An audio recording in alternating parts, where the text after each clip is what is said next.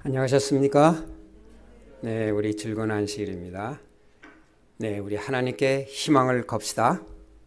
네, 이 마이크가 좀 울리는 것 같은데 좀 조절이 될 수 있는지 모르겠습니다. 네, 오늘은 우리 제11과입니다. 그렇죠? 제11과. 구약 속의 신명기. 우리 지난 안식일까지는 신명기 본문을 가지고 공부를 했습니다만 이제는 신명기 그 본문 공부는 끝나고 다른 성경책에서 신명기를 어떻게 사용을 하고 있는가에 대해서 우리 보게 되고 마지막에는 모세의 생에 대해서 다시 한번 하는 것으로 이제 과가 끝나게 됐습니다. 우리 지난 교과를 좀 복습하겠습니다. 복습하기 전에 우리 기억절 다 같이 한번 읽어볼까요? 다 같이 시작. 여호와께서 오직 내 조상들을 기뻐하시고 그들을 사랑하사 그들의 후손인 너희를 만민 중에서 택하셨음이 오늘과 같으니라. 하나님 장 15절. 하나님께서 조상들하고 한 약속을 꼭 지키시겠다는 그 말씀입니다. 자, 우리 지난주에 공부한 걸 잠깐 좀 복습하고 싶습니다.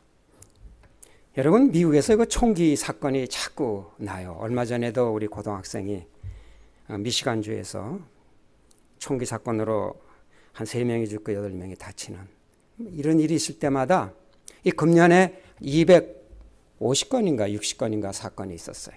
있을 때마다 그거 좀 법을 좀 고치지. 왜 그거 하나 법 하나 고치지 못하고 이렇게 많은 사람들이 매번 희생을 당하는데도 끄떡도 안 해. 총을 없이 생각. 이거 왜 그럴까 하고 저는 이해를 못했어요. 여러분, 미국 수정헌법 2조는 뭐라냐면 개인이 총기를 휴대하는 그 자유를 허용을 했어요. 근데 그 법 해석이 좀 굉장히 복잡해요. 그게 민정대냐 개인이냐 하는 것으로 많이 있지만 제가 뭐 그런 복잡한 법을 얘기하는 것이 아니고 그 가장 밑바닥에 깔린 그 본질이 뭘까를 좀 생각을 해봤더니 그게 뭐냐. 미국민들이 마지막 순간까지 자기가 자기 가족을 지키겠다는 그 생각과 그 결의가 거기에 있는 것을 제가 알게 됐어요. 이게 그게 본질이었구나. 이 법을 쉽게 없앨 수가 없겠구나 하는 것을 제가 이해하게 됐어요. 이 가족에 대한 사랑만큼 끈질긴 게 어디 있겠습니까, 이 세상에. 그렇잖아요? 그러니까 내가 죽더라도 내가 마지막까지 내 가족을 어떤 상황에서 내가 보호하겠다는 게 그 총이에요. 그래서 이 법은 쉽게 없어질 법이 아니다라고 제가 생각을 하게 됐습니다. 여러분, 십계명에 우리 둘째 계명 저번에 봤습니다. 하나님의 질투를 말하고 있습니다. 우리는 그 질투의 크기를 보면 그 반대로 사랑의 크기를 알 수 있다고 그랬습니다. 이 구약 성경에는 이러한 그 하나님의 질투와 분노와 그런 모습들이 많이 나옵니다. 이 스스로 높은 도덕적이라고 생각하는 식자들은 이러한 하나님을 이해를 못하고 싫어합니다. 그래서 기독교를 싫어하는 분들이 있어요. 이 3대를 멸하겠다는 이 조항이, 이 사랑의 표현이 이 법에 없었다면 하나님을 완전한 부도덕한 신으로 아마 매장하려 했을 겁니다. 그래서 사단은 이 계명을 없애려고 그렇게 애를 씁니다. 이게 천주교 법이에요. 첫째, 하나이신 하나님을 만유에 공경하여 높이고, 첫째 계명에 네가 다른 신을 섬기지 말라는 것을 이렇게 바꿨어요. 하나님을 섬겨라. 둘째, 하나님의 거룩하신 이름을 불러 거짓 맹세를 하지 말고. 둘째 계명이 뭐죠? 우상을 만들지 말라 그랬어요. 그리고 또 만약 우상을 만들면 만약 자기가 다른 여자를 좋아하면 나는 어떻게 하겠다? 질투할 거야. 어느 정도 질투해? 당신 가족의 3대를 내가 멸할 거야. 그것이 둘째 계명이었어요. 근데 그거 싹 없었어요. 그 다음에 이제 주의를 지키고 안식일을 없애버리고 부모에게 효도하고 이렇게 된 것이 이 천주교의 그거예요. 이렇게 이 계명이 없으면요, 하나님이 얼마나 인간을 사랑한다는 것을 이 법에는 없어요. 그렇죠? 예. 얼마나 우리 인간을 질투하는지를 우리가 알 길이 없어요. 그 크기를. 이 개신교는 아예 이 십계명을 필요 없다고 이렇게 가르치는, 다 그렇지는 않지만 그런 교회가 많고 그것을 쫓는 또 사람들이 많아요. 근데 이러한 영향이 우리 재림교회 안에도 많은 교인들의 마음을 혼돈스럽게 하고 있는 것은 사실입니다. 여러분 하나님을 사랑하십니까? 예? 어떻게 알 수 있을까요? 여러분 자기 자신의 아버지를 누가 모욕해도 가만히 있으면, 질투심이 없으면 그건 하나님 아버지를 사랑하는 게 아닙니다. 그렇죠? 예. 하나님이 사람에게 목욕을 당하고 조롱을 당했는데도 그냥 신으로만 섬기고 개인적인 감정이 내 마음 가운데 없으면 하나님을 안 섬기는 거 아니에요. 하나님을 열심히 잘 섬기는데도 하나님이 이런 모욕을 당하고 어려움을 당하는데도 개인적인 감정이 마음 가운데 없으면요, 그건 하나님과 개인적인 관계가 없다는 증거입니다. 다시 말하면 사랑하지 않는다는 거예요. 하나님은 우리를 무척 질투하십니다. 왜냐고요? 개인적인 감정을 가지고 계신 거예요. 개인적이어야 돼, 이 관계는. 이 질투의 크기를 보면은 그 반대로 우리 사랑의 크기를 알 수 있다고 그랬습니다. 성경은 질투로, 분노로 하나님의 사랑을 나타내고 있습니다, 여러분. 그래서 십계명의 본질은 여러분 사랑입니다. 자, 뭐 간단히 그렇게 우리 저걸 하고, 오늘의 서론은 선지서를 비롯한 구약의 많은 성경 기자들은 이스라엘 역사 초기의 언약적 삶의 핵심적인 역할을 감당했던 신명기를 자주 인용했다. 이번 주 우리는 신명기의 어느 부분이 후대 성경 기자들에 의해 인용되었으며 오늘날 우리에게 적용될 수 있는 어떤 내용을 강조하기 위해 그렇게 했는지 살펴볼 것이다. 예, 신명기는 비록 수천 년 전에 기록된 글이지만 시대를 초월하는 진리를 담고 있는 책입니다 하고 우리 가정책은 그렇게 얘기하고 있습니다. 자, 여러분, 우리 성경을 얘기하면 구약, 신약으로 나눠져 있습니다. 근데 이 구약, 신약의 근간이 되는, 그 뿌리가 되는 성경은 모세오경이라고 할 수가 있어요. 예. 근데 모세오경의 그 뿌리는 뭐라고 여러분 생각하십니까? 예, 신명기. 예, 신명기가 모세오경의 가장 그 뿌리가 된다고 할 수 있어요. 근데 신명기의 가장 뿌리는 뭘까요? 근데 그 전에 이 구약에서는 한 356군데 직간접적으로 신명기를 인용을 했어요. 이 신약은 190. 그만큼 이 신명기가 이 구약, 우리 성경 전체에 하나의 뿌리를 이루고 있다는 겁니다. 이 신명기의 뿌리는 십계명에서 왔다고 우리가 배웠습니다. 그렇죠? 이 신명기는 그 십계명을 잘 다시 이렇게 자세하게 적용한 것이 이제 신명기라고 할 수가 있겠습니다. 그러고 보면은 이 성경은 이 신명기가 하나의 뿌리가, 신명기가 뿌리고 그 십계명이 뿌리라는 것을 우리가 알 수가 있겠습니다. 자, 우리 이제 신명기가 사용된 구약을 이제 보겠습니다. 이제 요시야 16대 왕입니다. 이스라엘에. 요시야 왕이 8살에 왕이 됐어요. 그리고 그가 18세 되던, 16살 되던에 조상 하나님을 찾고 20살에 우상 상당들을 자기가 다 헐기 시작했어요. 여러분, 요시야 왕이 참 선한 왕인데 그 아버지는 암몬 왕이었는데 악한 왕이었어요. 근데 그 할아버지는 누구신지 아세요? 므낫세예요. 이스라엘에서 가장 아주 악한 왕이에요. 그런 할아버지, 아버지 밑에서 어떻게 이렇게 훌륭한 왕이 나오는지 몰라요. 그가 이제 깨닫고 이제 종교 개혁을 하다가 성전을 이제 보수해야 되겠다고 성전을 보수하는 가운데 율법책을 발견하게 됐어요. 그 성전을 저거하는 사람들이 그 율법책을 보고 깜짝 놀랐어요. 그게 바로 신명기예요. 신명기 보니까 자기 백성들이 얼마나 그 계명하고 멀어졌는지, 얼마나 우상 숭배들을 하는지. 여러분, 그 요시야 왕이 각 도시에 다니면서 우상을 파하고 여러 가지를 했는데 그 나열을 좀 해볼까요? 바알과 아세라, 점성술, 우상 숭배하는 산당들, 성전 안에 남창들의 집. 여러분 믿을 수 있습니까? 전국에 흩어져 있는 산당들, 몰렉의 제단, 태양신을 섬기는 말의 동상과 태양술의 아하스의 옥상 제단, 므낫세 왕이 세운 다마스커스의 신들을 위한 제단, 솔로몬이 세웠던 아스타롯, 그모스, 밀곰 등의 우상들을 숭배하던 산당들, 석상들과 아세라 목상들, 더 나아가 그 북이스라엘 지역의 종교 중심지였던 베델의 금송아지 제단과 산당, 또 아세라 목상, 사마리아 도처의 산당들. 믿을 수가 없어요. 어떻게 이렇게 많은 그 우상들을 섬기게 됐을까요?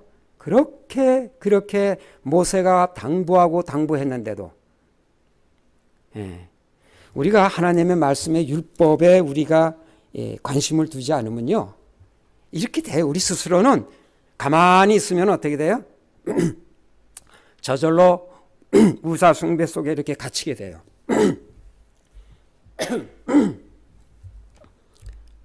그게 우리의 인간의 모습인 것을 여기서 알 수가 있어요. 근데 이 요시야 왕이 이렇게 종교 개혁을 하고 얼마나 훌륭한 일을 했는지 모릅니다. 근데 그것이 성공했을까요? 그의 아들 넷이 있었어요. 자기를 이어서 세 아들이 되고 그 손자까지 해서 네 아들이 됐는데 전부 악한 왕이었어요. 결국 바벨론의 포로로 잡혀갈 수밖에 없었어요. 그때 아마 참 회개를 했다면 아마 역사는 또 달라졌을 거예요. 참 아주 불행한 일입니다.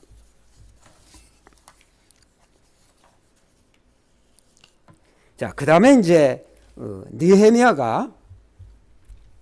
느헤미야를 비롯한 후대의 성경 기자들은 신명기에 사역된 하늘과 모든 하늘의 하늘이라는 구절을 인용하여 하나님의 완전한 주권을 표현하였다.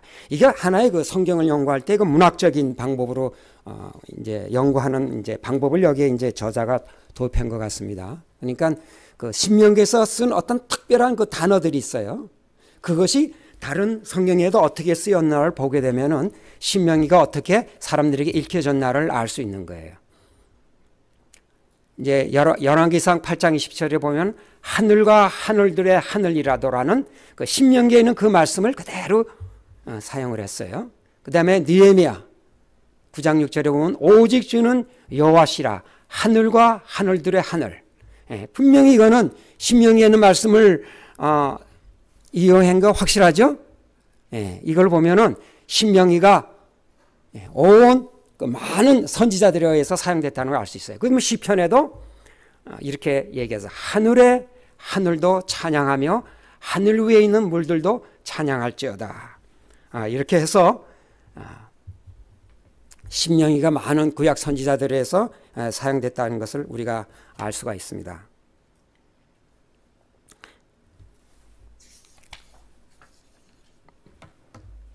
여기 모세가 감사합니다. 모세가 죄송합니다.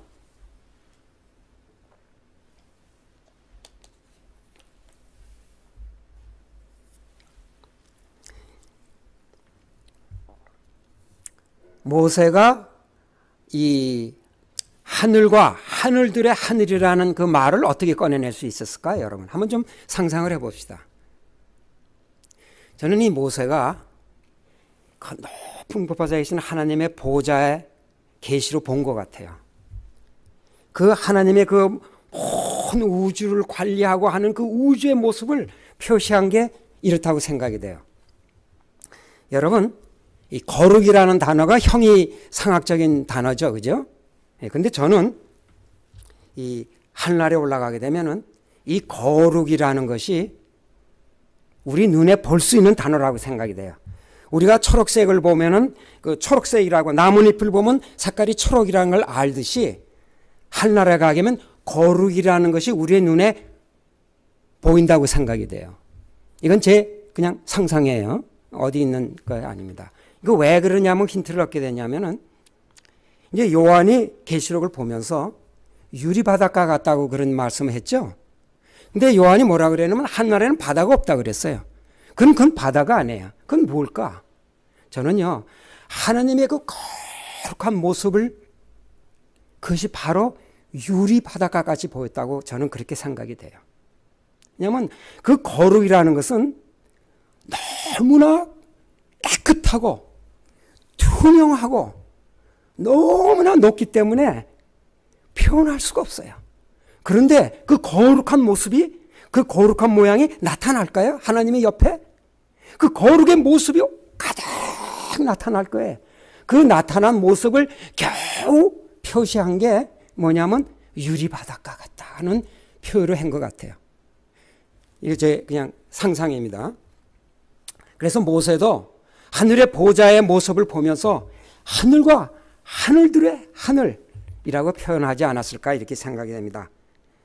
정말 이 하나님의 그 보좌와 우리가 상상할 수 없습니다. 인간의 생각으로는 감히 상상할 수가 없어요. 어느 인간이 그 하나님의 보좌 앞에 한번 섰다면은 잊을 수가 없을 겁니다. 그 높으시고 그 찬란하고 그 환한 하나님의 보좌 앞에 인간은 아무것도 아니고 티끌이라는 걸 느끼는 순간 그 인간은 완전히 달라집니다, 여러분. 완전히 달라져요. 감히 그 하나님 앞에서 우리가 뭐라고 말할 수가 있겠습니까? 여기 성경에 나온 이 많은 저자들은 그런 하나님을 본 사람들이에요, 여러분. 인간의 언어가 없기 때문에 우리가 정말 어두운 언어로 이렇게 하늘과 하늘 속의 하늘 겨우 표시하는 게 이 정도지만은 우리는 우리의 묵상과 기도로 아니면 여러분의 기도의 응답으로 우리는 스스로 하나님의 보좌를 볼 수가 있어야 된다고 생각이 됩니다. 우리 생애에 이러한 특권을 누리는 우리 여러분들이 됐으면 좋겠습니다. 자, 그 다음에 이제 에레미야 속의 신명기. 에레미야 4장 4절에 보면은 유다인과 예루살렘 거민들아 너희는 스스로 할례를 행하여 너의 마음 가죽을 배워 나 여호와께 속하라. 그렇지 아니하면 너의 행악을 인하여 나의 분노가 불같이 발하여 사르리니 그것을 끌 자가 없으리라. 에레미야 4장 4절에 있는 말씀인데 신명기에는 어떤 말씀이 있냐면은 내 하나님 여호와께서 내 마음과 내 자손의 마음에 할례를 베푸사 너로 마음을 다하여 성품을 다하여 내 하나님 여호와를 사랑하게 하사 너로 생명을 얻게 하실 것이며. 이 할례는 우리 외부에 받는 거예요. 그런데 이 모세가 마음의 할례를 받고 하라는 특이한 단어를 사용했어요. 아무나 사용하는 게 아니에요.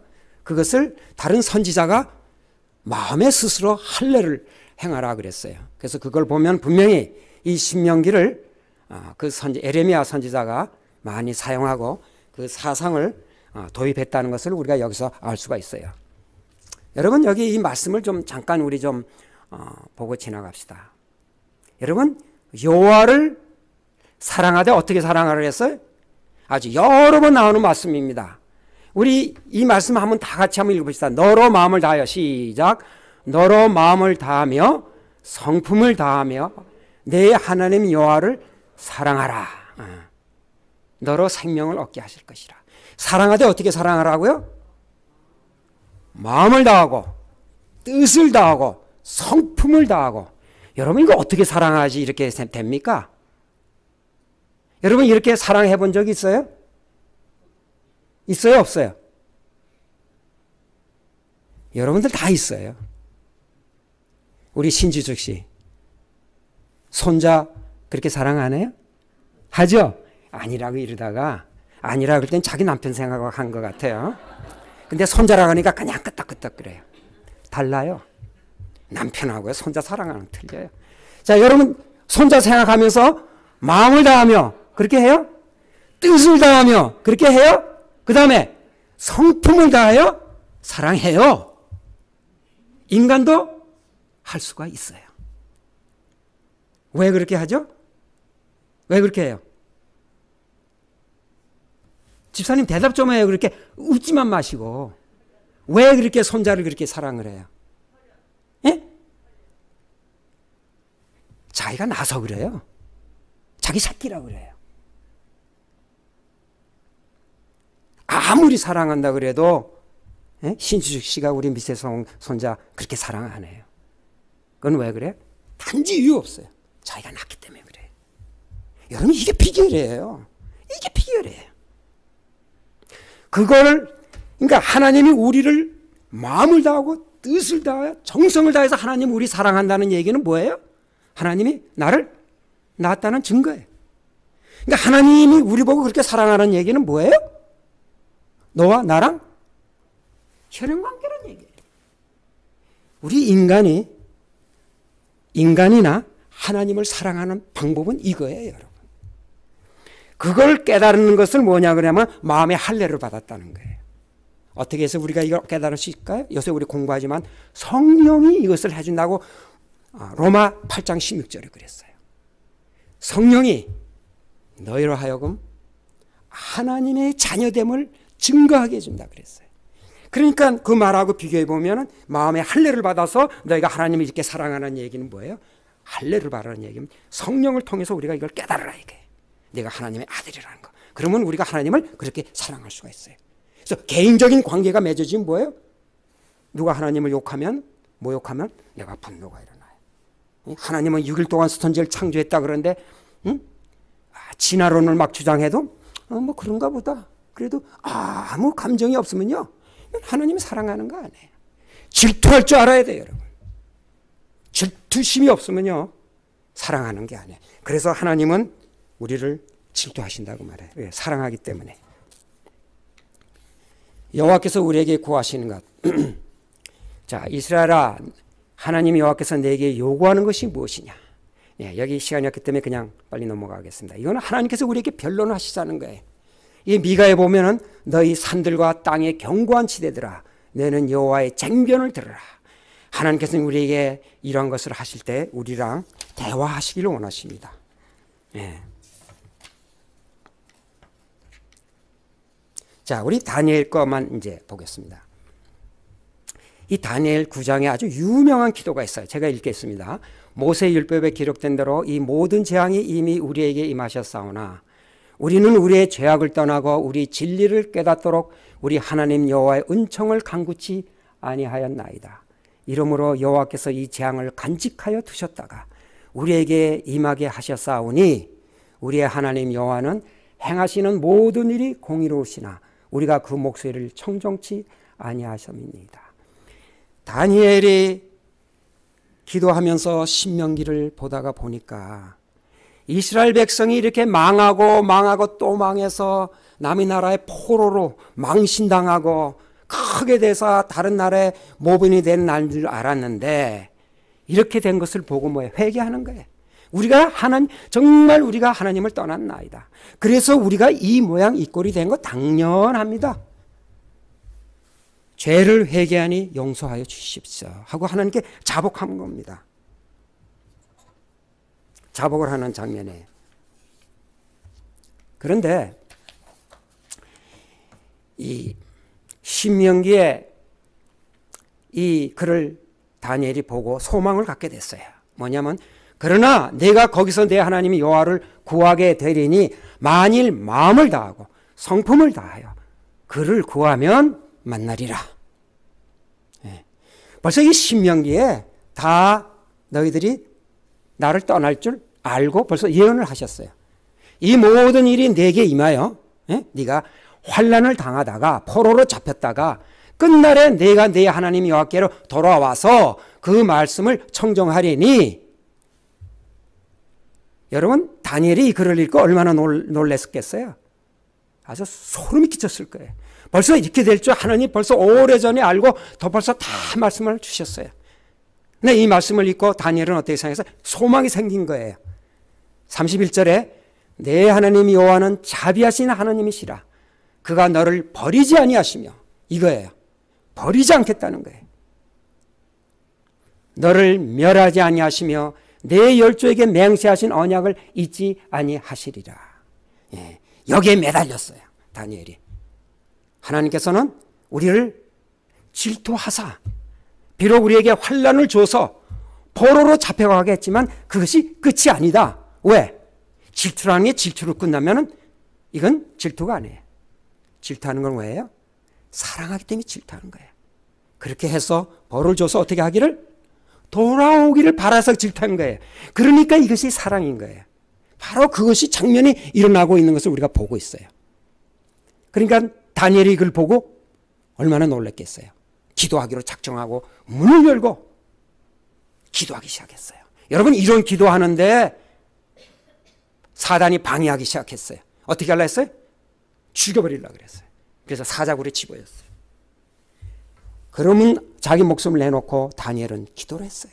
이런 기도를 했다 이 말이에요. 왜? 자기 백성을 구하는데 자기가 숨어서 기도할 일이 뭐가 있어요? 목숨을 내놓고 기도했다 이 말이에요. 여러분, 이거 멋진 다니엘 아니에요? 그리고 신명기가 바로 이때를 위해서 쓰여졌지 않겠어요, 여러분? 기가 막히죠? 이 신명기를 통해서 이스라엘 백성들이 부흥한 건 별로 없어요. 잠깐 요시아 때 부흥했다가 도로 망했어요. 그러나 신명기가 제 역할을 한 거는 바로 이 다니엘에 와서 제 역할을 했다는 거 보고 저는 놀랐어요. 야, 신명기가 이 순간을 위해서 쓰여졌구나. 이때를 위함이 아닌가. 여러분, 이 신명기가 한 다니엘을 통해서 이스라엘 백성을 구원했던 것처럼, 그래서 구속의 경륜이 하나님의 계획이 이스라엘 백성을 통해서 이루어진 것처럼 얼마나 거대한 일입니까? 여러분, 우리도 이 하나님의 거대한 일을 할 수가 있다는 겁니다. 성경을 읽고 성경의 뜻을 깨닫고 성경에 의해서 우리가 주장하면은 우리도 역사에 이러한 일들을 이룰 수 있다는 것이 바로 이 과정 공부의 목적이라고 생각이 됩니다. 여러분, 희망을 갖고 우리도 한번 그렇게 해봅시다. 감사합니다.